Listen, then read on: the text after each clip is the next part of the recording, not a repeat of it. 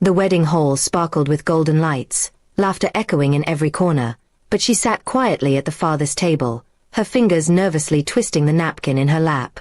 She didn't know why she even came. The bride was a distant cousin, and she hardly knew anyone else. Every time her eyes wandered across the room, she saw groups of people laughing, friends clinking glasses, couples holding hands, but nobody looked her way. She shifted uncomfortably in her chair, wondering if anyone noticed how out of place she seemed. Her loneliness pressed down heavier with every toast, every smile, every shared memory that wasn't hers. She thought about leaving quietly, slipping away before anyone realized she had been there at all. But then a deep voice broke through her thoughts. "Act like you're with me," a man whispered as he leaned slightly toward her table.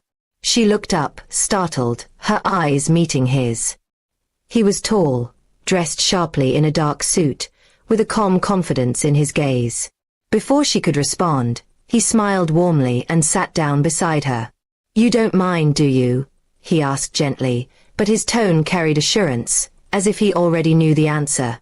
She hesitated, then shook her head, unable to form words. For the first time that night, she didn't feel invisible. As the music swelled and the dance floor filled, people began to notice them together. He draped his arm casually along the back of her chair, leaning in to speak to her as though they had known each other for years. Whispers rippled among the guests, but she felt oddly safe in his presence, as if his confidence shielded her from their judgment. They talked quietly at first, about the bride and groom, about how weddings often felt overwhelming. His voice was steady, kind, never prying, yet inviting her to share pieces of herself. She found herself laughing, really laughing, for the first time in months. The loneliness that had clung to her like a heavy coat began to slip away. At one point, he reached across the table and touched her hand lightly. "They're watching," he whispered with a playful smirk. Her heart skipped, not because of the act itself, but because she realized she didn't mind pretending, not with him. In fact, for the first time, it didn't feel like pretending at all. The evening stretched on, and soon the bride herself came over, surprised. "I didn't know you two knew each other," she said brightly. He answered smoothly, "Old friends, just catching up," while giving her a reassuring glance.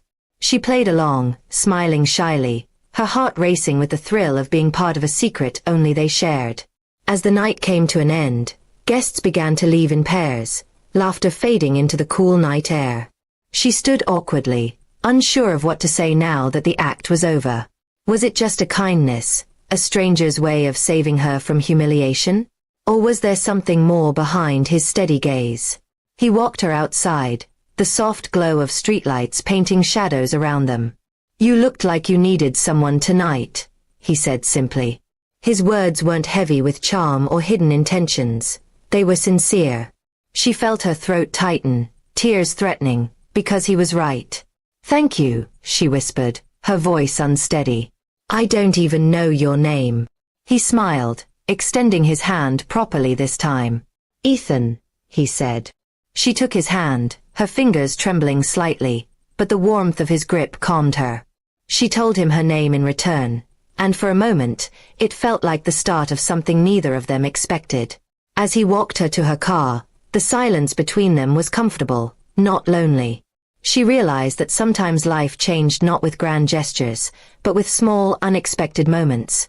A stranger's whisper, a shared laugh, a hand offered when you least expected it. That night, she didn't go home feeling invisible anymore. And deep inside, she wondered if maybe, just maybe, she hadn't been pretending at all. As he opened her car door, she paused, looking at him one last time. The night air was cool, but her heart was warm, lighter than it had been in years. "Maybe we'll meet again," she said softly, half afraid of hoping too much. He only smiled, that same steady smile that had first calmed her, and nodded. Driving away, she replayed the evening in her mind, the whisper, the laughter, the comfort of not being alone. Whether he was meant to stay in her life or not, she knew one thing for sure: a stranger's kindness had changed her night, and perhaps even her heart, forever.